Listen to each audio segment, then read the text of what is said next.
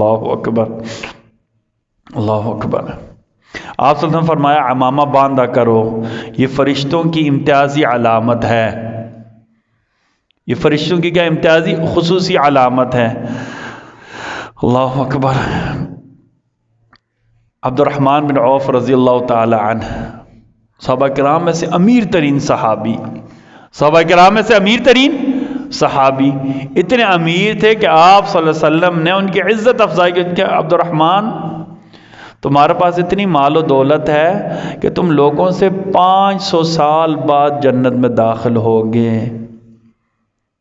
تمہارا اتنا لمبا حساب کتاب ہوگا 500 سال۔ حالانکہ عبد الرحمن بن عوف تھے عشرہ مبشرہ صحابہ میں سے۔ آپ صلی اللہ علیہ وسلم ایک مجلس میں ایک دن 10 صحابی بیٹھے کہ یہ بھی جنتی، یہ بھی جنتی، یہ بھی جنتی، ویسے صحابہ سارے جنتی لیکن اکٹھے بیٹھے ہوئے تھے، یہ سارے جنتی، ہم لوگ یہ بھی جنتی۔ عبد الرحمن بن عوف عشرہ مبشرہ صحابہ میں سے ہیں، وہ 10 صحابہ جنہیں ایک مجلس میں نبی کریم صلی اللہ علیہ وسلم نے جنت کی خوشخبری سنائی، باقی سارے صحابہ کیا ہے جنتی ہیں، ٹھیک ہے، لیکن ان کو خاص طور پر، ٹھیک ہے نا۔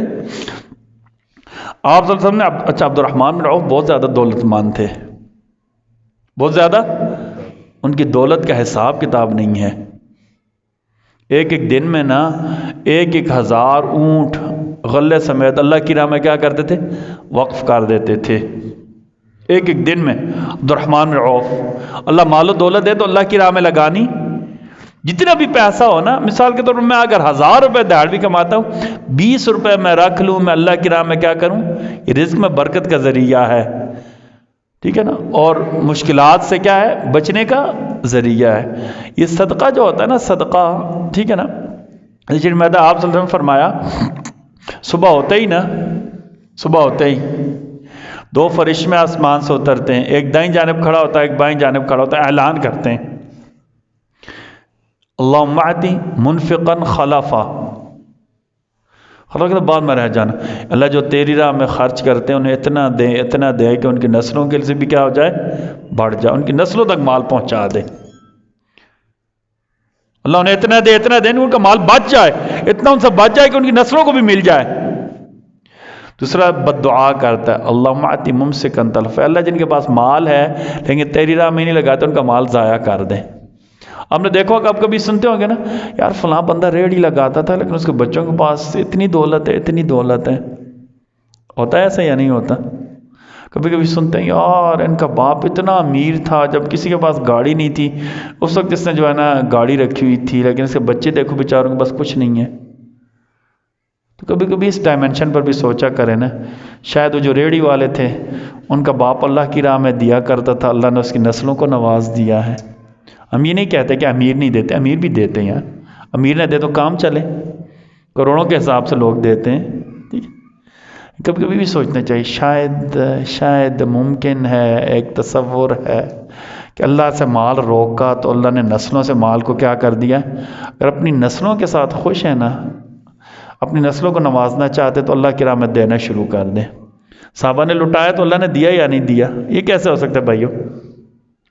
اللہ نے جب کہا حل جزاء الاحسان الا نیکی کا بدلہ کیا ہے، ہم اللہ کی راہ میں دیں گے، تو کیا اللہ ہمیں نہیں دیں گے؟ کیسے ہو سکتا ہے بھائیو؟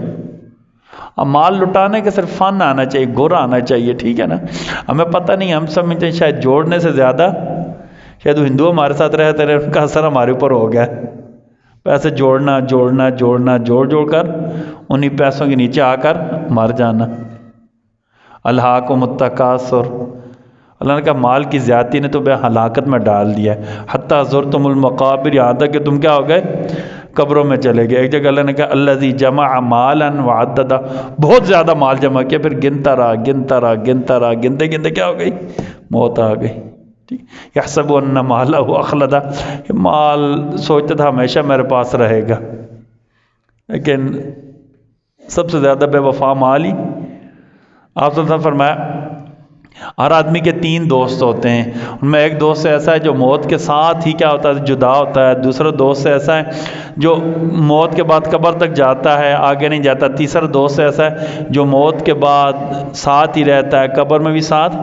صحابہ کرام نے عرض کیا رسول اللہ 3 دوست کون سے ہیں؟ تو آپ صلی اللہ علیہ وسلم فرمایا پہلا دوست مال ہے، دنیا میں ہی ساتھ رہے گا، آنکھ بند ہو گئی مال گیا، کوئی فائدہ۔ دوسرے دوست کیا ہیں؟ آل اولاد ہے، قبر تک جائیں گے، قبر کے بعد آگے قیامت کے دن ایک نیکی بھی نہیں۔ اور تیسرا دوست تمہارا کیا ہے؟ تمہارا صدقہ جاریہ ہے جو اللہ کی راہ میں دیا ہے، وہ قیامت تک تمہارے ساتھ رہے گا، میدان حشر میں بھی اس کا اجر تمہیں اللہ دیں گے، ٹھیک ہے جی۔ اچھا، تو اللہ اکبر، عبد الرحمن بن عوف بہت امیر تھے، آپ صلی اللہ علیہ وسلم نے اپنے مبارک ہاتھوں سے عبد الرحمن بن عوف کا امامہ باندھا، اللہ اکبر، اور کہا عبد الرحمن بن عوف امامہ باندھا کرو، امامہ باندھا کرو، کیونکہ یہ خوبصورت لگتا ہے۔ آپ سمجھو، جب میں معراج کے لیے گیا نا، میں نے دیکھا کہ اکثر صحابہ کرام، اکثر فرشتوں نے امامہ باندھا ہوا تھا، اکثر فرشتوں نے کیا کیا ہوا تھا؟ امامہ باندھا ہوا تھا۔